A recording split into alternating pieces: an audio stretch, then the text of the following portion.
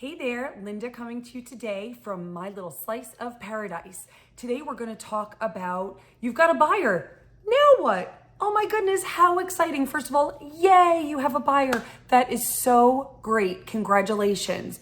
Now what do? Okay, so set up a time to speak with them. In today's day and age, that might sound like, duh, Linda, why wouldn't I set up a time to speak to them? But they could have reached out to you via email, via text. You may not have actually had a phone conversation with them. So this is also known as a buyer's consultation.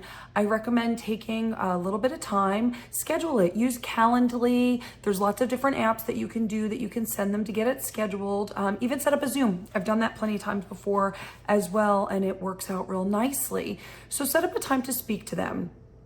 What you're going to do is at this time, you should also have with your brokers a disclosure that you can have them sign as well. And this is just stating to them what their expectations should be of you, right? And yours of them.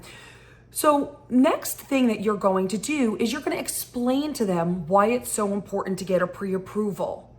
They can't put an offer in on a house without one. Quite frankly, that's it. Now, if they're not going to have a pre-approval, they'll have a proof of funds. That's fine as well. That would typically be a bank statement showing a balance to cover the price point that you're searching at. Obviously, all account numbers can be marked out, not a problem, but you need to have that pre-approval. Now, there are going to be some buyers that stick their heels in the sand and they say, I'm not getting a pre-approval because I'm not quite sure that I want to be ready yet.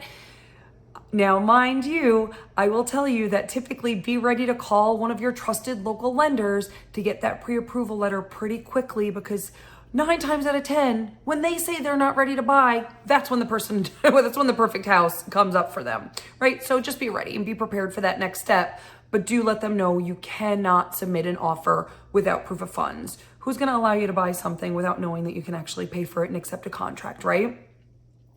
Next, listen. Take notes, right? So that's going to increase your level of professionalism because they realize that you're paying attention to what they're saying. And it's also going to make sure that you don't miss anything. Think about the last time that you went and had a meal and the wait staff didn't write down what you had. Don't tell me that one little part of you didn't think, uh-oh, are they going to really remember how I want my dish cooked, right?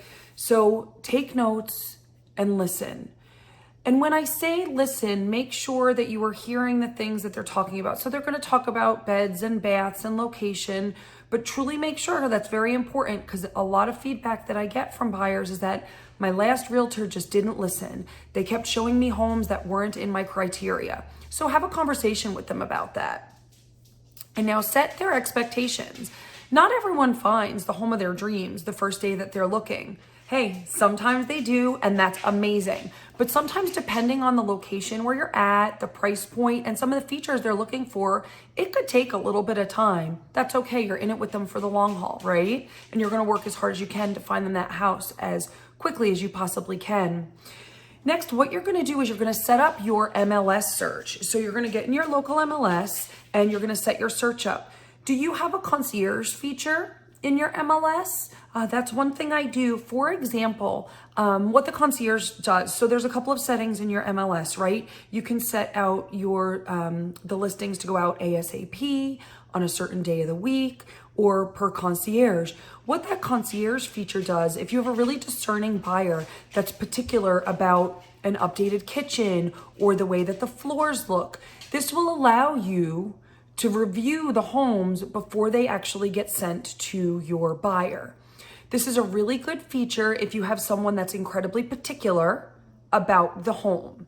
It's not a good feature if you're in a jump and run situation where you have a buyer at an incredibly competitive price point. Then you're going to want to set them up for ASAP, because we know that the MLS is real time. Some of those third-party websites aren't really, right? So understand the difference. And if you have more questions about that, I'd be happy to do another video or leave a comment and I'll answer that. So now what you're going to do is you do your search. And if your buyer's conducting their own search, embrace it. Listen, let them use one of the other websites. They're on realtor.com, they're on Zillow. Have them text you or email you homes that they find. 2 of the homes that my husband and I purchased, we found on our own because we didn't exactly know what we were looking for, right? And for the buyer, it's all consuming for them. For you, it's something that you do a few hours a day as you can. So 9 times out of 10, they may find that home. And that's okay. It's a partnership. And as you and I both know, being a realtor is much more than just opening doors, right? Now you're going to set up your showings. So if you want to know more about this, I'm going to have another video. You can check out my video about how to set up your showings. So I hope that you found this information useful. Drop some notes in the comments. If you have any questions, you want to know any more information, be sure to subscribe, like, comment, all that good stuff. Let me know what other questions you have. Until next time.